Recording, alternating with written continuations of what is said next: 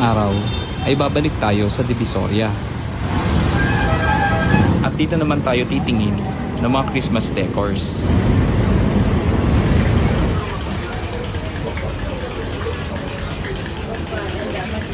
Marami tayong mapupuntahang bilihan sa kalye na to. Dito muna natin sisimulan sa bahaging ito ng Tabora. Isang maiksing backgrounder lang sa kalyeng ito. Ito ay kilala na bilihan ng mga creative goods, mapa-native products, event souvenirs, o kung anumang raw materials na kailangan nyo sa inyong mga projects. At syempre, dahil nalalapit na rin ang Kapaskuhan, dumadami na rin dito ang nagbebenta ng mga Christmas decors. Sa paglilibot namin, nakuha ng pwestong ito ang aming atensyon. Tara nga tingnan natin kung ano meron sila. Ito po yung nabubuka, yung garland. Ang pangunahing binibenta pala nila ay mga Christmas lights. Ilang meters po ito? 50 meters, 500 lights, 950. 950. Nagkapi na kayo? Pareho lang po ba siya nito? Hindi, 10 metro naman to, 650. 100 meters. 1,000 lights. Magkano po yung ganito? Ganito pala ang itsura ng mga controller ng Christmas lights sa malapitan.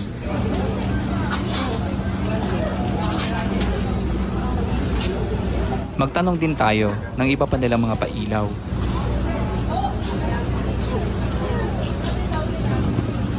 Yung ganito po magkano? 550, Ilang 10 star. Pwede po itong outdoor? Basta ito hindi po mababasa nito. Bukod pala sa mga Christmas lights, meron din silang binibentang ibang mga Christmas decors. Depende dun sa mga pili na color din. Pwede yung gold na gano'n. Or silver. Or gusto mo yung golden red? Pwede rin yung golden red. Ito, 150 isang dosena. Ito, 250 isang dosena.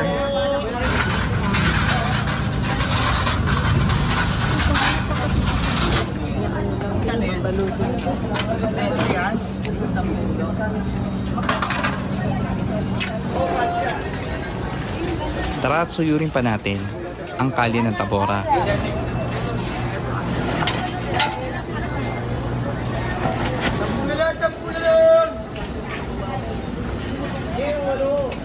Nadaanan naman namin itong nagbebenta ng mga decors at costume na pang Halloween.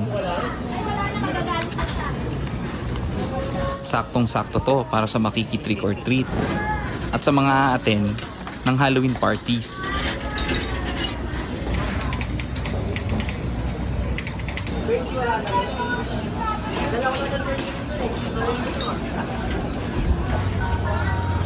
Jingle blood, jingle blood.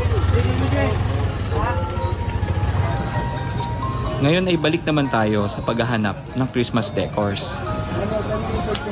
Isa rin itong pwestong ito na nakitaan namin na maraming Christmas lights. Agad-agad ay nag-inquire na rin kami ng mga presyo. 250 yan. 300 pwede to. Apa. Ilang piraso po 8 yan? tube po siya ma'am, magkakaiba lang ng size. Yung ganito po magkano? 550 po. 550. 650. 300, 250. Hindi na maliit. 350. 4x1 yan ma'am. 200 lights. Straight, magkano po ito? 150 po. 10 meters yung haba. Pwede po to outdoor? Opo, outdoor, indoor lahat yan ma'am. Ito pa po. Ano po yung hindi dapat mabasa dito? Kung sa ali po ma'am yung controller. Ito lang po yung bearing nyo ng tape. Okay naman po mabasa yung wear ma'am eh. Basta yung ito lang po yung pinakapindutan Controller. niya siya ma'am. So, pwede po yan i-plastic? Opo, ganun na po. Pwede po siya i-plastic. Tapos, gaano po katagal dapat nakailaw? Or, Depende ma'am. Kahit naman sa maghapon ma'am, okay. Ano sa magdamag, okay lang. Hindi Okay naman tayo lang. nagbubukas ng ilaw yung unang Christmas light sa umaga. Meters. Ito po, 50 meters, 500 lights. 500 lights.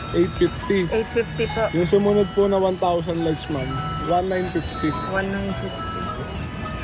Pero 100 meters po yun. Opo, 1,000 lights. Isang buong diretso na po siya nun. Kung need nyo lang po na mas maaga. Ganito. 850. 850. Yung katabi po niya, 950. Opo, ito yung big bulb kasi ito ma'am eh. Oo. Ito po yung natin mas mabura. 850 kahit po. Ayan po. Ayan po yung diferensya sa bulb. Mas malaki yung bumbilya na Malaki ito. yung isa. Tapos pare-pareho po ng dimensions po yan. Opo, balo-pares lang po sila ma'am. 320 lights. 320 lights. Tapos gaano po kahaba yung latag po 3 nito? meters by 2 meters po. 3 meters yung haba Haba. niya, 2 meters yung Pababa. lagyan. Running light po, ayun po yung parang ulan. Ito po yung... May controller din po siya ma'am, wala lang siyang steady. Kasi running light kasi ma'am, puro pabagsak lang po lang yun. Ah, yan lang yung mode niya. Oo, pero pwede mo siyang bilisan, pwede mo mas mabagal pa dyan. Ano siya ma'am? Hindi siya nababasag katulad ng babasagin na bumbilya. Acrylic lang po. Tapos kung sakali po sawa ka na dito, sawa ka na sa ganitong bulb, pwede mo siya palitan. Kasi standard size naman ito. Standard size. Opo. Ilang lights po yan sa isang string? 5 meters po yung haba ng wire, 10 bulb, 10 bulbs. Tapos magkano po yan? 700 last. 700. Meron na akong 20 bulb, 10 meters, mas mura yun, 1. Isang saksaka na lang. Parang sulit yung 20 bucks. Kaya nga. Ay lang, ang haba-haba niya.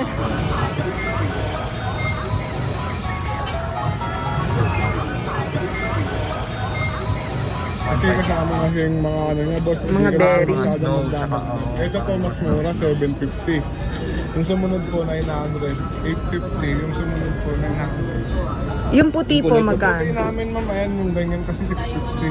Depende pa po sa layo, ma'am. Kung gusto nyo yung mas mataas sa atin, yung 8 feet, 7 feet, meron tayong price. Yung kanina, ito po, 5 feet po Meron lahat 5 feet dito. kasi itong display, saka ito po, ma'am, 4 feet. Meron din tayong 5 feet na ito. Ano po yung pinakamataas po niya nito? 8 feet. Magkano po yun? Yung sa 8 feet na ito, ma'am, 2-2. 2-2. Mataas na sa akin yun, ma'am, tapos mataba siya pag ginaya. Yung ganito po na 8 feet niyo, magkano po? Ito po 7 feet lang tapon kasama. Ah, magkano po yun? Magkano po yun? Sa 7 feet na ito, Apo. 3.5 po. Kasi ito pa lang yung 5 feet pa lang po, ma'am, baka 5 feet. Oo nga. Depende pa sa ano eh. May slim type and Okay, ayun kasi ma'am, sa double purpose, kung gusto mo po ng slave, pwede siya Dito pa lang ay malulula ka na sa dami nilang Christmas decors. Tulad nito mga binebenta nilang Christmas balls. Kung unlimited lang siguro ang budget ninyo, malamang ay may engganyo kayong bumili ng marami.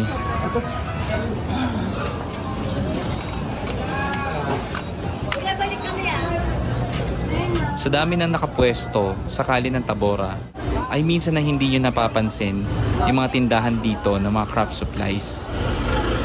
Kabilang sa mga items na binibenta ng mga shops na to ay yung mga wired at unwired ribbons. Kung pagmamasdan, ay marami talaga namimili sa mga shops na to. Kaya't ramdam na ramdam mo na ang Kapaskuhan kapag ganitong dumarami ang namimili sa Divisoria. Puntahan na natin ngayon ang suki nating tindahan ng mga ribbons. Siya nga pala, sinadya natin ito dahil sa request ng isa nating viewer. Kaya namin kayo dito dinala ay bukod sa mga ribbons, ay marami pa silang pandekorasyon na binibenta.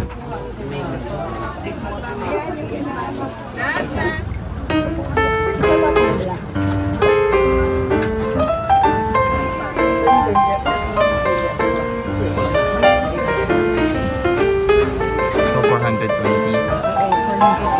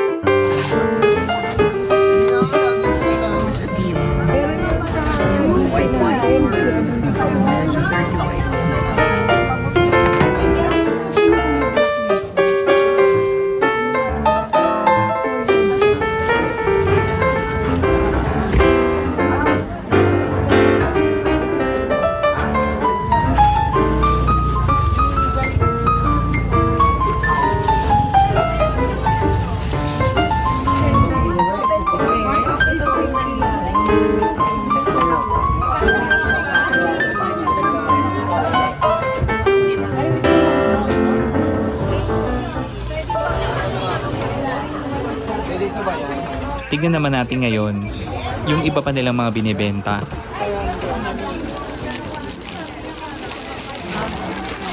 May reindeer, Santa Claus.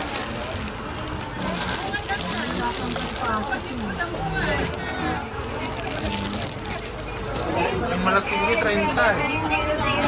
So, nawa kayo ito. Ito, 50. Christmas loot bags. Pag dinayo ka ng inaanak mo, ito yung bag niya. So, dekorasyon sa Christmas tree. Nasa 80 pesos isa. 80 pesos. Oo. Philippines, 30 to. 20.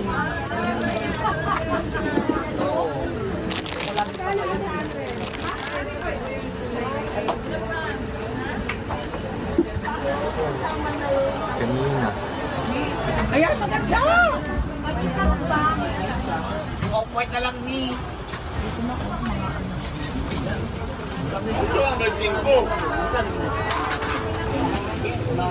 Yung pink pa.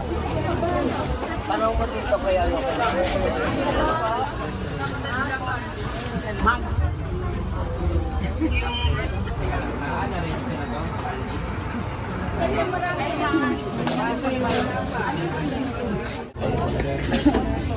Wala pa. Hindi na repair po.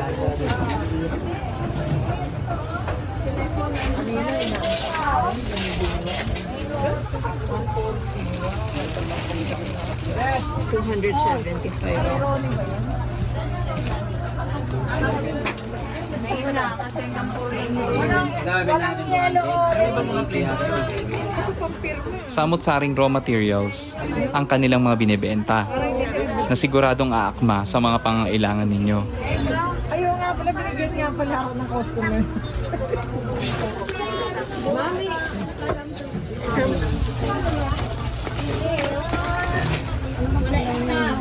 Kaya ito.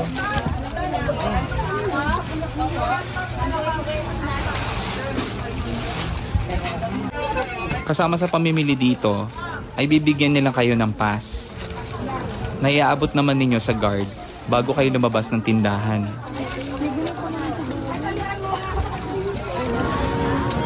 Ano pa kaya makikita natin sa labas ng Tabora?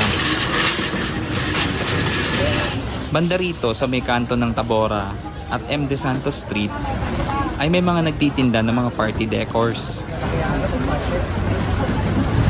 Meron sila dito mga party supplies na akma sa lahat ng okasyon. Silipin natin ng saglit kung anong meron sila.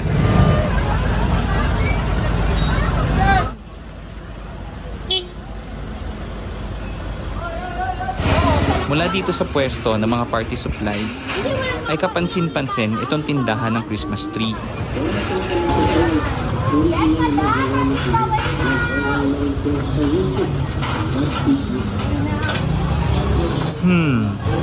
Nakakatawag pansin itong mga parol nila. Tanungin nga natin kung magkano. 3,000.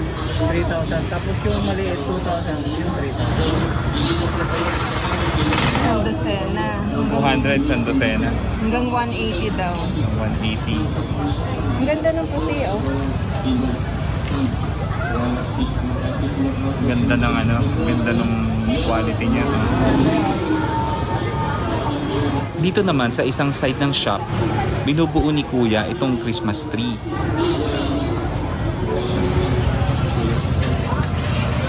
Para sa hindi nakakaalam, ganito i-set up ang mga hook type na Christmas tree. Pagkatapos ikabit ang mga tangkay sa puno, ibinubukadkad ang mga dahon nito para magmukhang makapal. Ganito na ang itsura ng Christmas tree kapag nabuo. Ito mabili sa akin. Paras lang sila yung tatlo? Presyo? 5,500 lang ito. Pwedeng 5,000 pesos.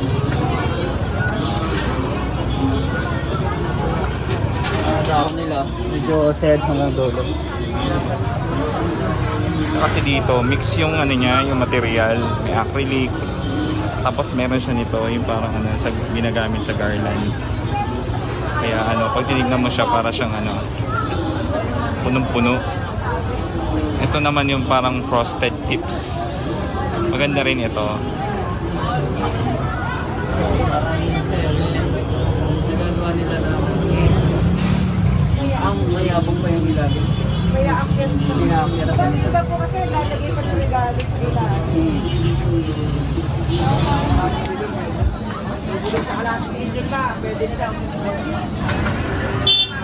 Mula sa Tabora Street, ay tutuloy naman tayo sa kalye ng M. De Santos. Marami rin dito nagtitinda ng mga Christmas decors at Christmas trees. Masyado tayo masasaktan. Buti na lang, hindi pa masyado marami ang tao nung pumunta kami. Kaya't makakapag-inquire pa tayo ng maayos.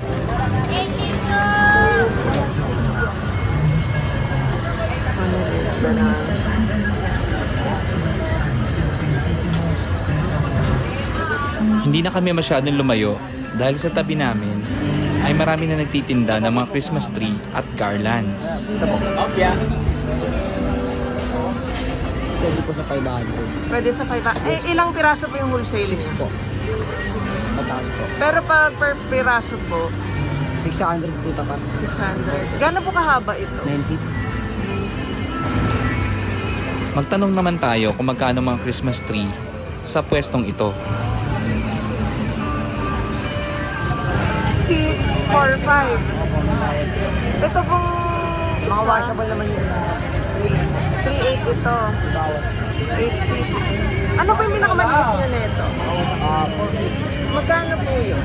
1 feet. Yung pinakamataas po, magkano? Ay, ito na po yung pinakamataas niya. Doon po may 20 pieces. Ganito po. Ganito kataas. 3.5 ma'am, may bawas pa. Ano po siya ma'am? Nabubukad ka Yes po. ma'am, bulky pa. Yes ma'am. Ayun po. So hindi ito ang season po.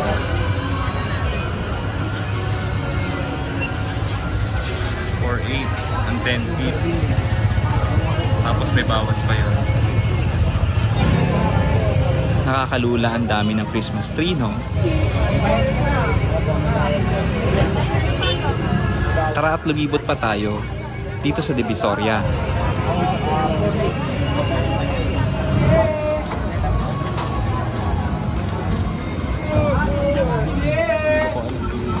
Ate, magkano yung ganito? Pinakamalaki 1.2 eh. Ito to. Ay, yung 1.5. Itong dalawa ko. 1 to 1,000, 1,000.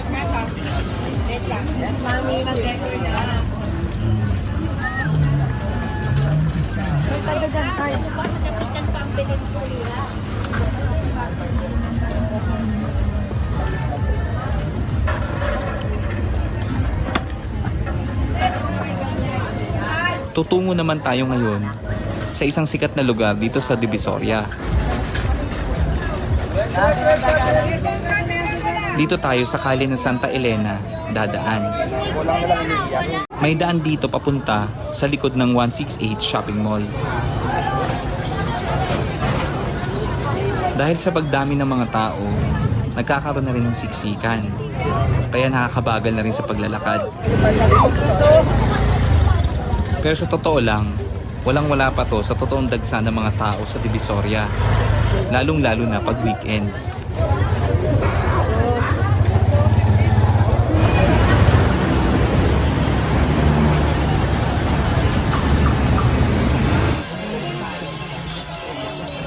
Pagpasok pa lang namin sa ground floor ng 168 Shopping Mall, ay nakakita agad kami na nagbebenta ng Christmas Village. Tara at magtingin na rin tayo ng mga presyo nito at iba pang mga items.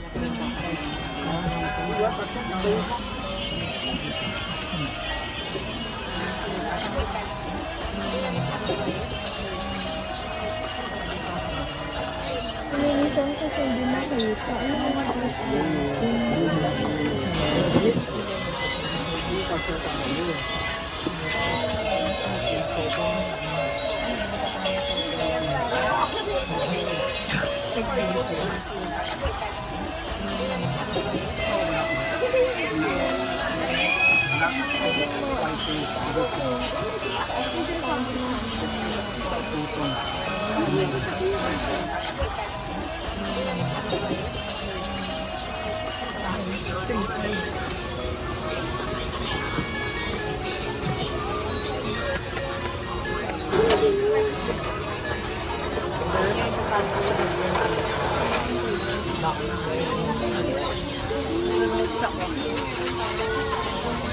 Free. Hindi lang ma'am, kuha kami ng bagong stock.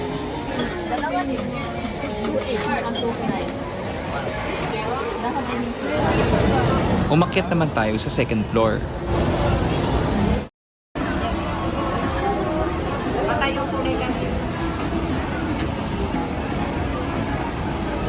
Dito ay nakakita kami ng isang pwesto na nagbebenta ng mga Christmas trees, Christmas lights, at iba't ibang Christmas decors. So, kompleto sila rito. May Christmas tree, may nativity set, may Santa Claus with lamp. Ayan, 4-5. May mga pailaw. Yung dancing Santa nila. 11K. Simulan muna natin sa mga pailaw.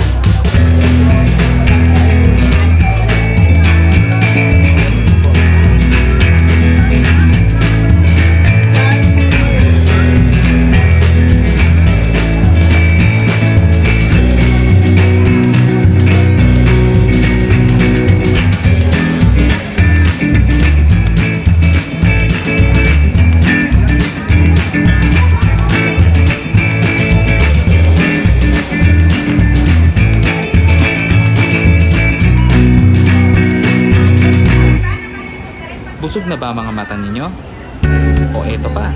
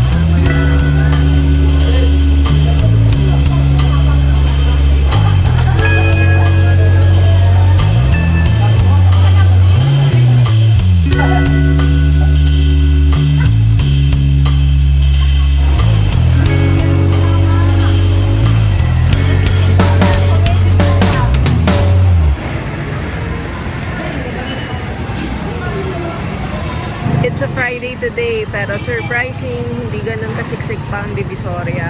Sa bagay, October pa lang, siguro bandang November or lalo na sa December, punong ng tao ito. Kaya ang payo namin sa inyo ay mamili na kayo habang maaga pa. Dahil mas makakaluwag na kayo sa pamimili at asahanin ninyo na magbabago ang mga presyo habang papalapit ang Kapaskuhan. Maraming salamat sa panonood ng aming video. Sana ay makatulong ito sa inyong pamimili ngayong Kapaskuhan.